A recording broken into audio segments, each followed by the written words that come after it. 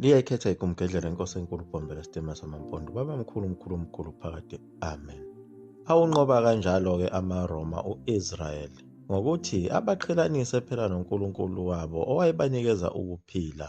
Kodwa likhona elinye iqembu elaligcinile ulwazi ezingqondweni, ababelokhu bephikelele njalo ngendlela yokukhonza uNkulunkulu umenzi wezulu nomhlaba. Labo bantu babeyingxenye yabantu ababezingelwa kakhulu, kufunakala ukuthi bebulawe. AmaRoma lawa ayebathola kalula laba bantu ngoba ayebathola ngokubabona begcina iSabatha. Nakho ukudla ababekudla babebonakala ngako, bese kubonakala ukuthi laba yiwo kanye lamaJuda asakhona, amaNazaretha. Shaya! Njengoba lichazile phela igumgedlela ekuqaleni ukuthi amaHebheru, amaJuda, amaNazaretha, isizwe leso esasinendawo abasasihlala kuyo kwakuthiwa kuseNazaretha.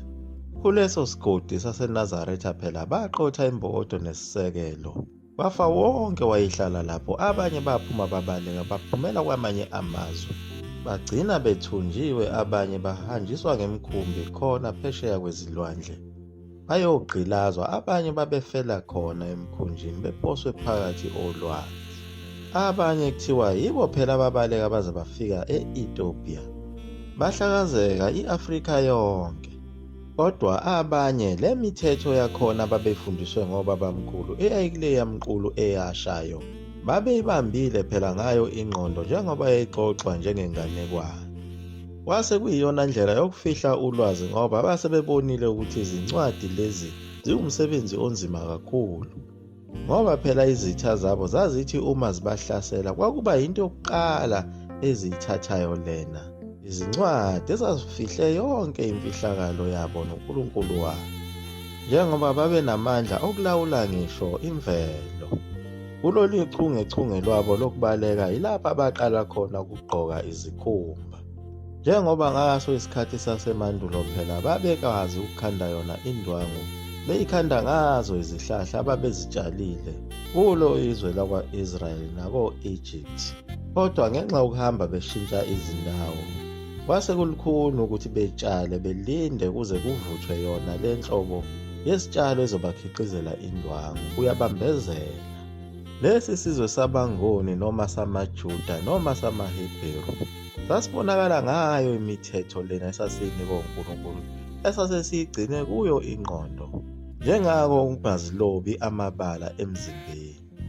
Phela zikhona ezinye izizwe ezimnyama ezizilobayo, ziziqhumbuze, zizifake amasongo emzimbeni, emehlweni nasemakhaleni. Kanti lesi sizwe sabangoni uNkulunkulu wayesiyalile ukuze akwazi ukusibona ukuthi nasi isizwe sami esingcwele, esiyindlela engangisidale ngayo, esingafakanga lutho emzimbeni kokuzikhanda, esingagundi nawo amakhanda. Yiso phela lesi seze sazinza kulo lelizwe lasempumalanga, lapho kuthunyelwe khona yena umqali wendlela, lona phela osebizwa ngegama likaNkulunkulu elithi Shembe. Njengoba naye uNkulunkulu ngalesi sikhathi ethumela uShaka ukuthi azohlanganisa lesi sizwe ukuze kungabi lula ukuthi siphinde sizothunjwa futhi okwesibili yilaba belungu ababehlasele ngalesi sikhathi seminyaka yasemandulo besephezulu ne-Afrika. Kodwa wafakaza ngalokho ukuthi yiso isizwe samaJuda, isizwe samanguni, uyena uJohn Willem Colenso owayebuka izinto ababezenza besefunda eBhayibhelini. Yilapho abona khona uJohn Willem Colenso ukuthi yiso lesi sizwe samaHebheru sicashe la. Kodwa wathi mayitshela abanye abefundisi ayefike nabo belethelele ivangeli, abangayimukela leyo nto ngoba phela bebona ubungozi ngokuphula umthetho webandla labo lobuKristu owawuzelana ngokuthi kukhohliswe phela laba bantu abamnyama. Manje uJohn Willem Colenso wayesebone kahle ukuthi ibona abantu abamnyama okumele befundise abelungu ukukholwa. Lo mlungu kukuphela komlungu wayenomoya kaNkulunkulu nokubona iqiniso. Kwakufanele bembophe labelungu bakubo, kodwa bakhetha ukuthi bambulalise ngendlala ukuthi angabe sayithola imali ayeholelwa yona. nokuthi akejulelwe izitifiketi zobubhishobhi bakhe. Wafakwa unswinyo waze wagcina esenokhwantalala istress phela washona. Nayo imithetho ababeyinikwe uNkulunkulu ababeyigcine kuzo izinganekwane yayiya ngokuya iphela. Ngenxa yazo phela izimpi ezasezidlangile kufa nabantu abadala ababenolwazi, kanye nawo amakhosi ayesethunjwe ngayo phela inkolo. Amanye ebulewe kwasekuthathwa izingane zawo zafakwa ezimishini ukuze kuzophela yonke leya mfundiso yasemandulo ababeyinikwe uNkulunkulu. Njengoba naye inkosi uDinizulu ngalesi sikhathi iboshiwe eSt Helena yalethelwa phela amakhosikazi ayo yazohlala nawo esiqhingini lapho yayiboshelwe khona. Ilapho phela yaze yazala khona nendodana yayo inkosi uSolomoni, yakhulela khona laphayana eSt Helena, kanye nabo odadewabo ophikisile naye uMagogo. Lokho kwakubathokozisa kakhulu abelungu bebona khona ukuthi uma bengakhuleli esigodlweni izophuma iphele yonke leya mfundiso yasemandulo kubo, bazoshintsha bebe ngabelungu abamnyama. Ilapho khona esobe sesinqobe kakhulu iyo ingqondo yabo laba bantu, njengoba nawo wonke amasiko ayesephelile phela esizweni sakwaZulu. Kusukela makuzelwe umntwana efakwa isiphandla enzelwa imbeleko, akekho noyedwa owayesakwenza.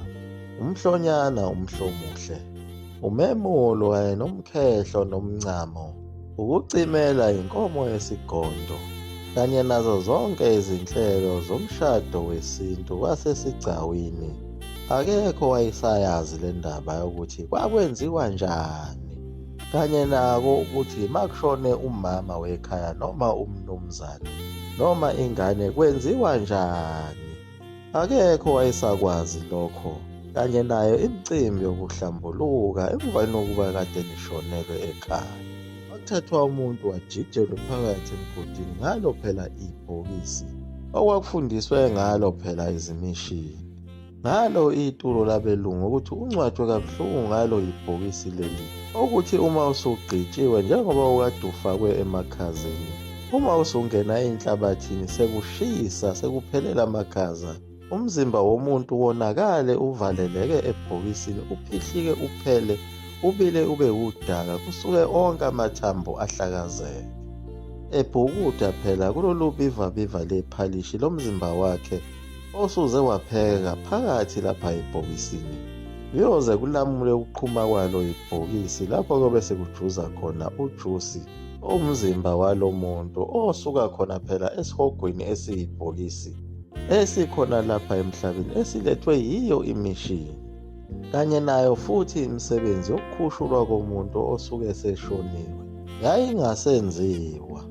Yayizokwenziwa ubani phela? Ngoba abaphathi bawo umthetho babesezimishini laba abangamakhosi sebephenduke phela amazemdidi.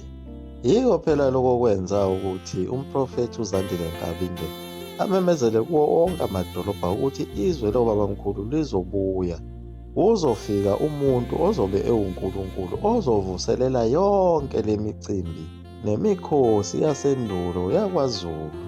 Wathi lo muntu uyovuselela nayo imicimbi kanye nayo imishado yesintu, lapho kuyobe kugana intombi nto iganana nensizwa nsizwa. Wathi wale nkosi mayisifikile yokwehlisa namalobolo. Kwakuyiqiniso impela konke lokho kwakushiwo uye uZandile Nkabinde, ngoba wathi mayisefikile uShembe wayiqala ukuyivuselela yonke le micimbi, eyibuyisela endleleni yasemandulo eyayikhandwe uye uNkulunkulu. Kodwa ukuze izwe lilunge lonke liphinde libuyele emasisweni, kumele aye emakhosini phela, okuyiwona aphethe izizwe, azokwazi ukuthi uma seyinikeza le mithetho amakhosi bese eyidlulisela esizweni. Njengoba nawo umuzi waseKuphakameni wayewakhile phela, waba nala masango awu-12 okade ekhulume ngayo yena umprofethi. Kukhona nalo isango lamakhosi lapho azongena khona ezofunda imithetho yokuphatha abantu. Liyaguqa phe kumgedlela Zulu mafuthu umgovudinto emleso kaphakade. Amen.